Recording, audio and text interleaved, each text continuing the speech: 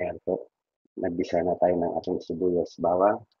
Ilagay na rin natin ang ating hotdog at kapal ng manok.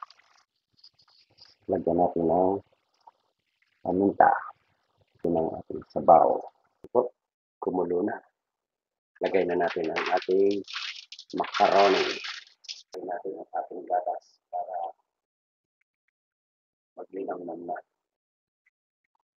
Lagay natin ang ating gulay.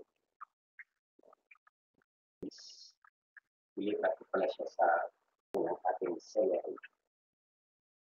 Na ang ating sopas. Ang niluto ko kanina ang sopas. Tikman natin.